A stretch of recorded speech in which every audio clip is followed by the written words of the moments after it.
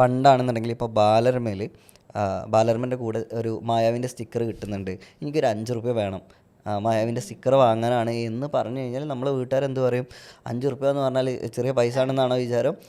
പണിക്ക് പോയിട്ടുണ്ടാക്കുന്നതല്ലേ, അത് അങ്ങനെ ഇങ്ങനെ ഫ്രീ ആയിട്ട് കിട്ടുകയാണെങ്കിൽ വാങ്ങിക്കുക, വെറുതെ കിട്ടണമെങ്കിൽ കുഴപ്പമില്ല. നമ്മളെ സംബന്ധിച്ചിടത്തോളം അന്ന് അതെന്താണ്, നമ്മുടെ കയ്യിൽ മായാവിൻ്റെ സ്റ്റിക്കർ ഉണ്ടാവുക എന്ന് പറയുന്നത് നമ്മൾ സ്കൂളിലെ സ്റ്റാറാണ്, അല്ലെങ്കിൽ നമ്മുടെ കയ്യിൽ സ്വന്തമായിട്ട് ബാലരമ ഉണ്ടാവുക, ബാലഭൂമി ഉണ്ടാവുക എന്ന് പറയുന്നത് നമ്മൾ ആരോ ആണ്.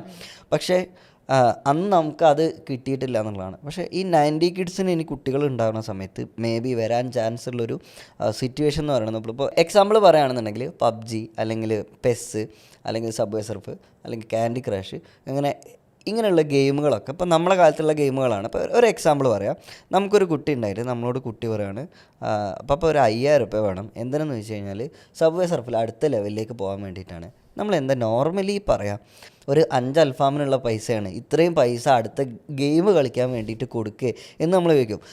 ഇതേ ഡയലോഗാണ് പണ്ട് നമ്മളോട് നമ്മളെ വാപ്പാർ പറഞ്ഞുകൊണ്ടിരുന്നത്. പക്ഷെ കുട്ടിനെ സംബന്ധിച്ചത് നമ്മൾ ബാലരമ കിട്ടാത്തതിന് പറഞ്ഞ അതിനേക്കാളും വലിയ പ്രശ്നമാണ്. കാരണം എൻ്റെ കൂടെയുള്ള എല്ലാവരുടെ കയ്യിലും ഫോണുണ്ട്, എല്ലാവർക്കും ഗെയിം അറിയാം, എല്ലാവരും പുതിയ പുതിയ സാധനങ്ങൾ എടുത്തിട്ടുണ്ട്.